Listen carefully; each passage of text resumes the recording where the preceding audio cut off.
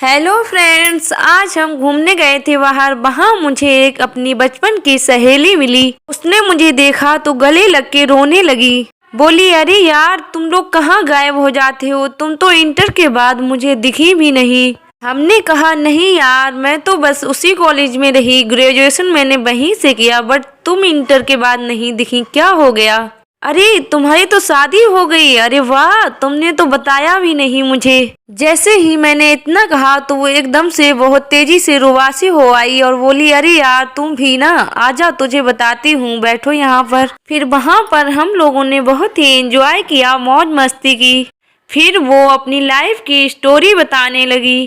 वो बोली, इंटर के बाद मेरी शादी रोक दी थी मेरे पेरेंट्स ने, और शादी रोकने के 2 मंथ बाद हमारी शादी थी। जिससे मेरी शादी रुकी थी वो लड़का आर्मी में था और उसने कोई भी दहेज की मांग नहीं की थी।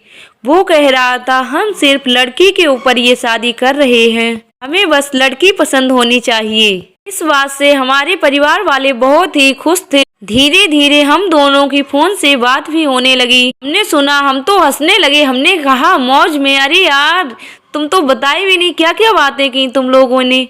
हिना बोलती है, धट पागल, जानती नहीं है लड़का और लड़की के बीच में क्या बातें हो सकती हैं। हमने कहा, हाँ यार वो तो है, खैर आगे बताओ तुम। फिर हिना कहती है, मेरी शादी हुई, शादी करके मैं अपनी ससुराल में पहुंची। वहां पर मेरा स्वागत तो बहुत अच्छे से किया गया। फिर आगे गेट पर एक रस्म होती है।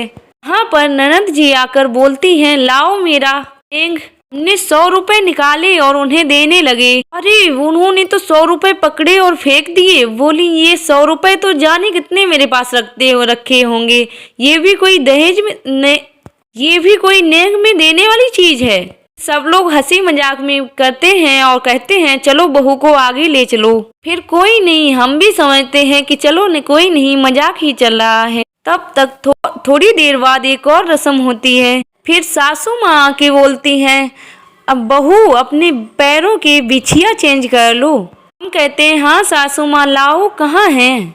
वो कहती हैं, अरे तेरे मायके वाले इतने गरीब हैं, इतने भिखमंगे हैं कि वो तुझे एक चांदी की बिछिया भी नहीं दे सकते। और तो कुछ मैंने लड़के ने कुछ मांगा नहीं था। चलो कोई नहीं, ये भी हम लोग हंसी में ही निकाल देते हैं। हमने इतना सुना, हमारी तो आंखों के आंसू ही नहीं रुके। हमने कहा, अरे यार हिना, ऐसे कैसे बोल सकती हैं आपकी सासू माँ?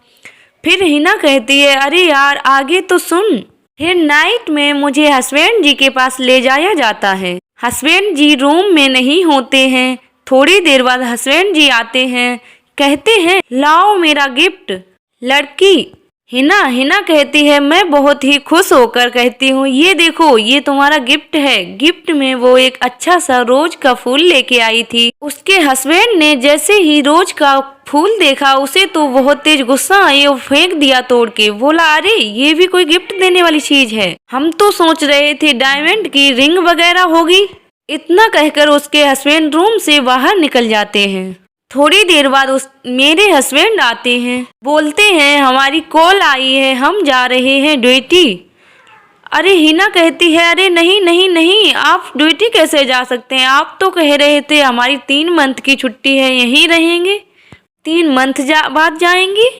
मेरे हस्बैंड कहते हैं, अरे नहीं, बहुत इम्पोर्टेंट कॉल आई है, हम जा रहे हैं। फिर मैं कहती हूँ, अरे कब आओगे फिर? मेरे हस्बैंड कहते हैं, अरे पता नहीं। इतना कहकर वो चले जाते हैं। उस टाइम पे मैं बहुत थकी हुई थी और जाके रूम में सो जाती हूँ। सुबह उठती हूँ तो देखती हूँ बहुत ही सन्नाटा पड़ा होता है। बाहर जाके देखती हूँ, सासू माँ बोलती हैं, अरे महारानी उठाई, झाड़ू भी लगाने को है, बर्तन भी धुलने को है, खाना भी बनाने को है। हमने कहा, हाँ हाँ मम्मी, अभी बना रही हूँ। शादी के दूसरे दिन से ही मैं झाड़ू पोछा और काम खाना बनाने लगती हूँ। फिर भी चलो कोई नहीं, ये तो करना ही पड़ेगा। थोड़ी देर बाद ससुर जी आते हैं, उस बक्से में लात मारते हैं जो मेरे पापा ने दिया था। बोलते हैं, अरे ये भी कोई बक्सा दिया है, इसमें देखो कुछ है ही नहीं। फिर भी कुछ नहीं, मैं मजाक समझकर टाल देती हूँ। चुपचाप जाके झाड़ू लगाने लगती हूँ। झाड़ू लगाते समय मेरे पापा की कॉल आती है। मेरी ननद जी भाग के आती हैं, मेरे हाथ से फोन उठा लेती हैं। बोलती है अरे इतनी लेट तो उठी हो, झाड़ू भी नहीं लगाया और फोन करने के लिए देखो तैयार हो गई। हमने कहा चलो कोई नहीं, बाद में बात कर लेंगे। फिर हिना इतना कहकर रोने लगती है। कहती है फिर धीरे धीरे हालात बढ़ते ही जाते हैं और मैं दिन ब दिन कमजोर ही होती जाती थी। मेरा फोन ना लगने के कारण मेरे पापा मम्मी एक दिन मुझसे मिलने आए तो घर में कोई भी उनसे बोला नहीं। किसी ने ये तक नहीं कहा कि इस पे बैठ जाओ आप लोग। और ऊपर से सासू माँ आकर बोलती हैं मिल लिए अपनी बेटी से, मिल लिया हो तो जाओ अब यहाँ से। इतना सुनकर माँ पापा को बहुत ही अजीब लगता है। वो सोचते हैं ये क्या हो रहा है यहाँ पर। फिर कोई नहीं, बेटी की खुशी के लिए वो लोग वहाँ से चले जाते हैं। बेटी से पूछ के बेटी कहती है कोई नहीं पापा, हम वहाँ आएंगे तब मिल लेंगे, तब बातें करेंगे हम लोग। फिर इतना सुनकर हमारे पेरेंट्स तो वहाँ से चले जाते हैं। बट फिर हमारे दिमाग में ये तो चलने लगता है कि ये लोग दहेज के बहुत बड़े लालची हैं। फिर धीरे धीरे शादी के 6 मंथ हो जाते हैं। हमने बाहर की धूप तक नहीं देखी थी। शादी के बाद हम अंदर ही अंदर घुटने लगे थे। फिर हमने सोच लिया था कि इस घर से अब हम जी नहीं पाएंगे। और वो लोग भी हम पर बहुत ही पाबंदियां रखते थे। जब बाहर जाते थे वो लोग तो बाहर से ताला लगा के जाते थे। एक बार जब सारे लोग बाहर गए थे ताला लगाकर, तो हमने सोचा अब यहाँ से निकलने की प्लानिंग की जाए। फिर हम बड़ी ही मुश्किल से खिड़की से बाहर निकल कर आए। फिर हमने 6 मंथ बाद बाहर की धूप देखी थी, बाहर की हवा खाई थी। मुझे ऐसा लगा था कि ये दुनिया नई हो गई है। इतना कहकर हिना बहुत तेजी से रोने लगती है, फूट फूट कर।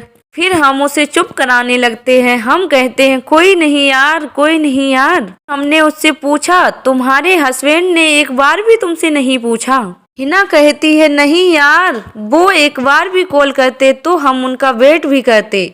उन्होंने एक बार भी नहीं पूछा कि तुम कैसी हो। और फिर वहाँ से निकलकर हम सीधा अपने पेरेंट्स के घर पे जाते हैं। ये सारी स्टोरी अपने माँ पापा को बताती हूँ तो वो लोग भी सुनकर बहुत ही उदास हो जाते हैं। कहते हैं बेटा तुम्हारी लाइफ हमारी वजह से खराब हुई है, इसके लिए मुझे माफ़ कर दो। हिना कहती है अपने पापा से नहीं पापा, आपने कुछ नहीं किया, ये सारा मेरा नसीब था, नहीं तो आपने तो एक अच्छा जॉब वाला ढूंढा था लड़का।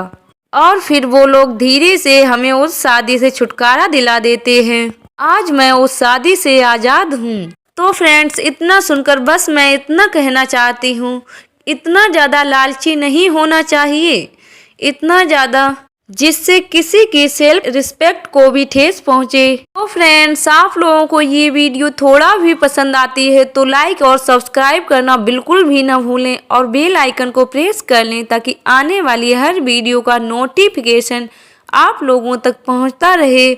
और इस वीडियो को ज़्यादा से ज़्यादा शेयर करें ताकि लोगों की सोच को हम पूरी तरह से बदल सकें।